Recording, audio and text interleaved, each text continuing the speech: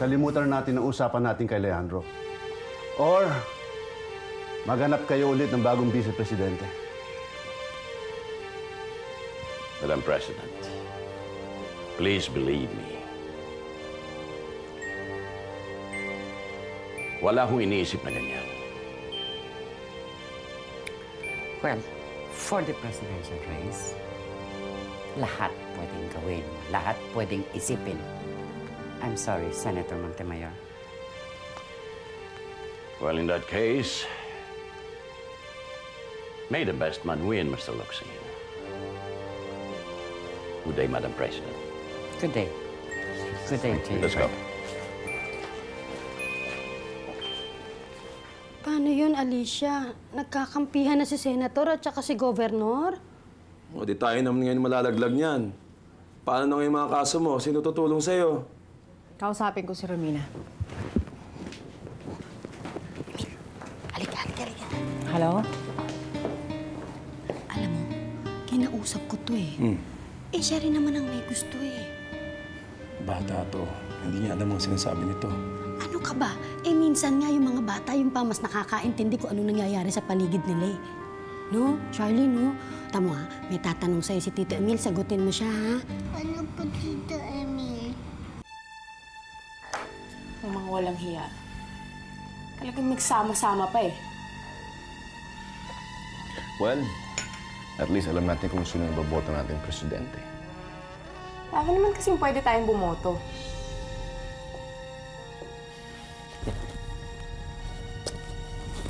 Napakatalino mo talaga. Kung matalino ako, hindi ko pa nakukuha ang anak ko kay Carlito. Alam mo, pinaghahanda niya. Dito!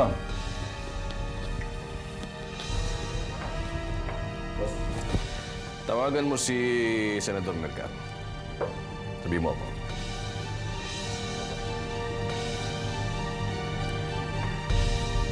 Upo ka na to. Huwag kayong titigil sa pagsuporta hanggang makarating kami sa Malacanang. Nandun pa rin kayo, ha? Pangako, ha? Carlito, mauna ka na muna sa bahay. Bakit? Am I not needed here anymore? No, parating na doon si Alicia at saka si Rosa Camila. Estimahin mo na muna. Ho, teka muna. Lola, akala ko pa sabi niyo dito sila pupunta sa bahay natin. Nag-text si Alicia. Gusto raw akong makausap. Fine. Ano pa ginagawa natin dito? Tara na. Hello, Leandro? Oh, nasiyang ka ba sa ginawa ko, ha? Oh, okay, bye-bye. Bukas na bukas, I'm going to file my certificate of candidacy for president. Well, Sarinang, be sure that all the press will cover this. Of course. We will fight to the end. But we should not allow the press to know about this secret deal. Eh, paano kung ilabas ito ni Leandro? Hindi gagawin ni Leandro yon kung magaling siyang politiko. Mas mataas ang naabot ko kaysa sa kanya at mas marami akong alam. And he knows I will personally call out for an interview to admit the fact and sasabihin ko rin na dinouble cross niya tayo. Eh, ganun naman pala eh. Eh, so why do we have to wait? Di ilabas na natin ngayon. We will play the waiting game. I know this will ruin the party's reputation, but it will also ruin theirs. Madam President, we still have a problem. Wala tayong vice president. Well, yan ang problemahin natin. I can give you one.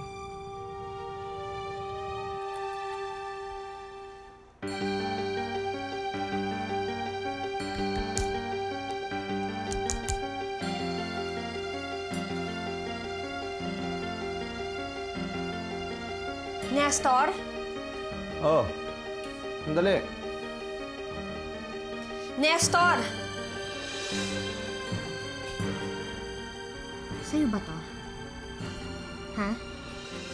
Kailan ka pa natutong humawak ng baril? Di ba takot ka dito? Hindi, sa kaibigan ko yan eh. Sa kaibigan mo o kay Kuya Alberto? Ayoko! Akin na! Hindi! Hindi sinabi! Akin Ano sabi! ba? Ayoko sabi!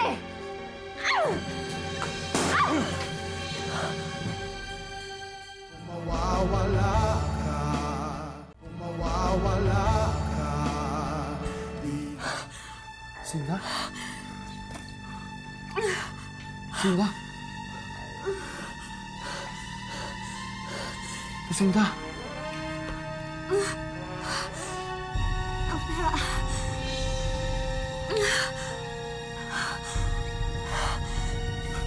May dugo ka. Inagasan ako sa takot. Halika, dalhin kita sa ospital. Ang baby natin. Elaine, natawagan mo ang restaurant for tonight? Yes, Senator. Natawagan ko na po. By the way, sir, about the meeting... Don't say it. Alam ko iniisip mo, Elaine. Sina Alicia. Sir, kasi I'm sure po i-request ni na Ernestina na humiwalay sina Alicia sa kampen ni Governor Salgado. Hanggang sa eleksyon lang ako magpaparaya. Sir, kaliwat kanan na po ang mga taong tumatakwil kina Alicia. Hindi po ba kayo naaawa sa kanila? Elaine, sila ang tumalikod sa akin. Sir, I need to get your medicines. Excuse me. Why? Is it time for my medicines? Actually, hindi pa po. But I think you need to take your medicines because marami na po kayong mga pangyayaring nakakalimutan. Like, siguro po nakalimutan ninyo na kayo po ang nagtakwil kina Alicia, hindi po sila. Excuse me, Senator. Ma, please, tama na. Hindi, ayoko. Masyado sila makasarili. Lagi niyong ginagamit ang pamilya ko. Alicia, please. Hindi ko ito magagawa sa apo ko. At maski ikaw, hindi ka ilalaglag ni Leandro. You are a key personality. Kahit kanino kukuha siya ng suporta, maging galing sa kalaban. Mas maganda nga kung galing sa kalaban. Mas kilala ko si Iluminada at si Ernestina. Kapag kinausap niyo sila, isa lang kagad ang hihilingin nila sa inyo ay bagsak kaming mag-ina. Tita Alicia, hindi naman po papayag ng ganun eh. And you're being presumptuous. I mean, hindi pa nga namin sila nakakausap eh. Ito ang tatandaan nyo. Gusto nyo ng gamitan, mas marunong din akong gumamit kung kinakailangan. Alam ko kung gaano nyo kamahal si Charlie. Kaya once lang nabaliwalain nyo kaming mag-ina. Kahit sa'yo, ilalayo ko si Charlie. Ilalayo ko sa inyong lahat! Tita Alicia. Tita Alicia. Sir, ay parang ako tinatawagan ni Miss Rosa Camila at Miss Lucinda. Patay kasi yung cell ko kanina eh. Nasabi nila ako nasan sila. Si Miss Rosa Camila daw po ay nasa bahay ni Mr. Balete. Pinakakalma raw po ni Miss Alicia. At si Miss Lucinda rin po ay nasa ospital. Inaagatan mo yata.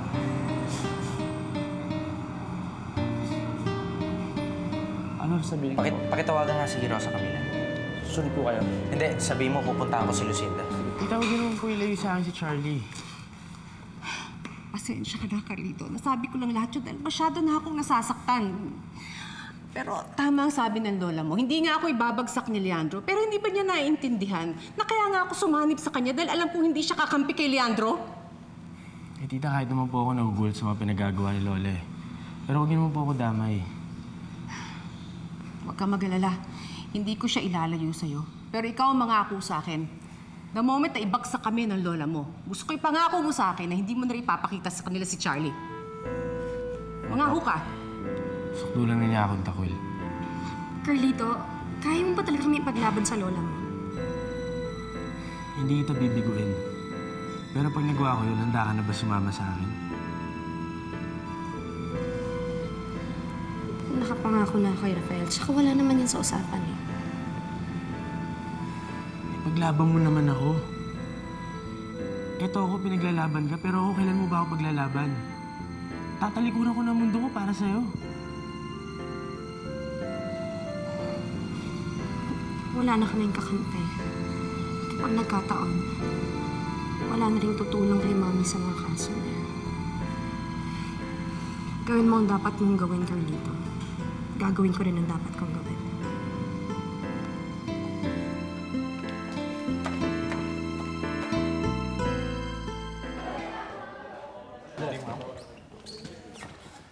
Madam Vice President, good evening. Mr. President. Hello, Good evening.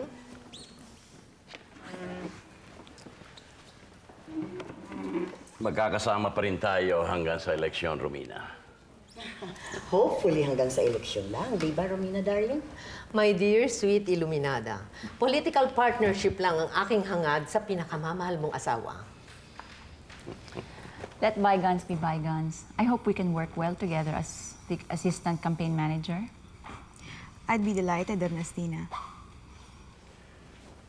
Sana hindi ako magugulat sa hihingin mo, Romina. Tulad ng golpe de gulat na ginawa mo sa interview. Actually, Leandro, kayo ang nanggulat. At alam ko naman na kailangan mo ako. Romina, may vice president na ako. Kung yun lang ang pinangahawakan mo. Maghaharap-harap tayo rito ng walang lamangan. Hating magkapatid. Let's start then. Sir, ano yan? Sino may gawa niyan? Asawa niyo po, sir.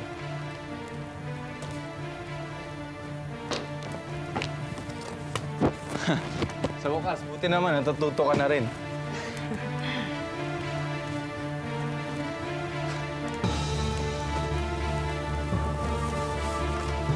Ay, nako.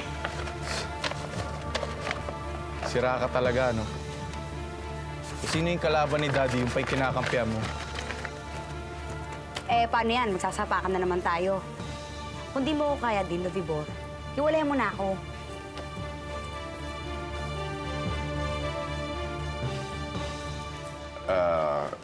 Governor Salgado, just something here. Wala ho rito yung charges nyo against the senator.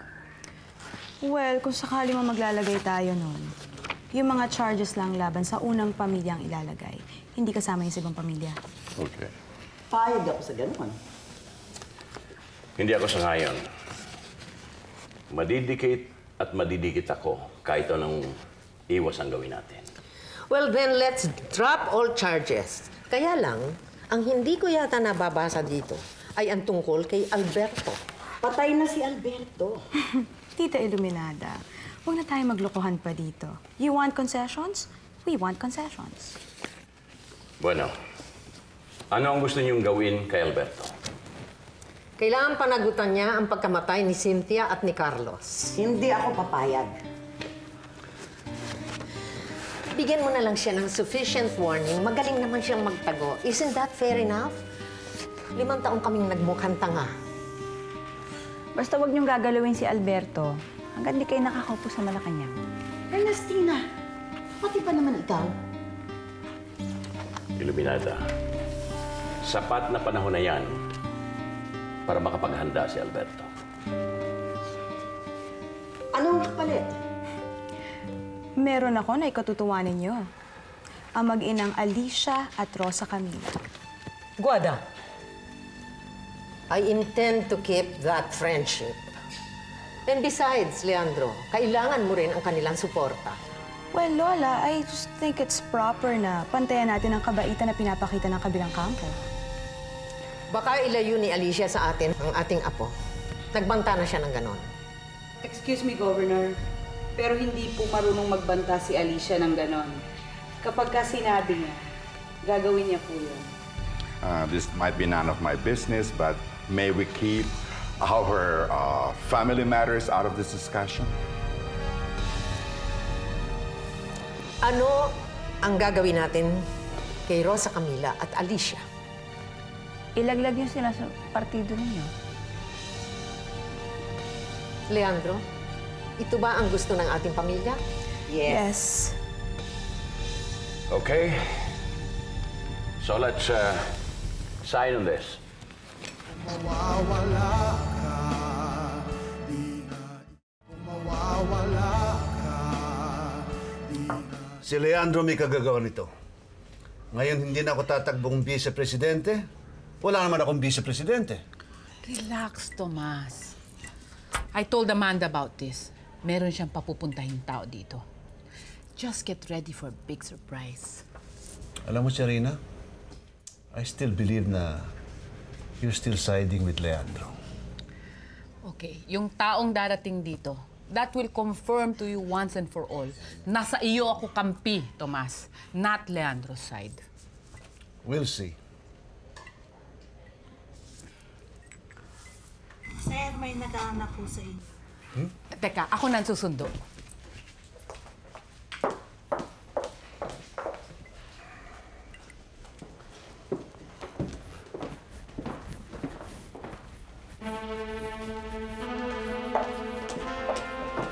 Mr. President, I'm back. Alberto. And I brought you your Vice President. Good evening, Mr. President. Good evening. Balita ko'y bakante pa raw ang posisyon ng Vice Presidente sa ating partido. Melgar, basta't ikaw, open na open. Thank you very much, sir. Sit down, Mr. President.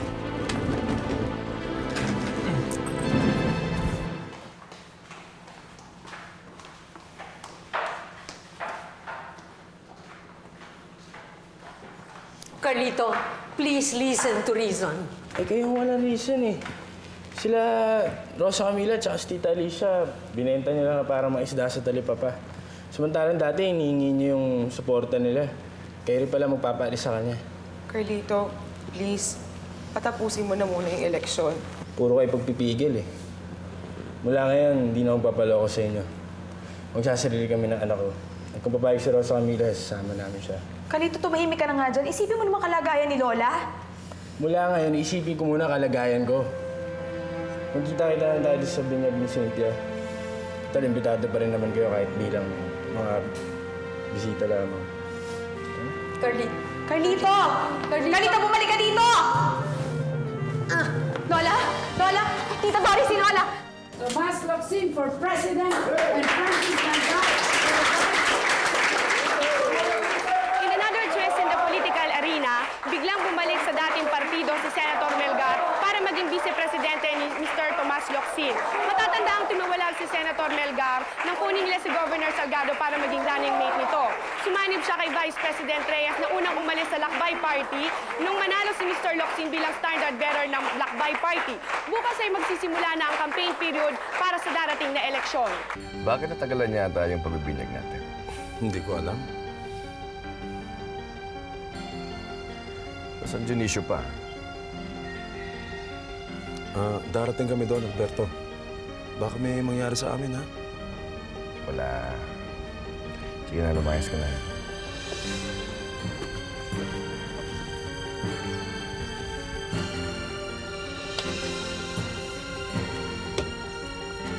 Bakit ka kasi nag-promise na walang mangyayaring masama kay Rosa Camila? Kung pwede na nating patayin sila ni Carlito sa binyagan, ba't hindi pa natin gawin? Phoebe, alam mo, mayroong mga pangakong tinutupad. Ang pangako ko sa'yo muna, hindi ba, ay kukuhanin muna natin ang baby mo. At saka na iba dapat gawin.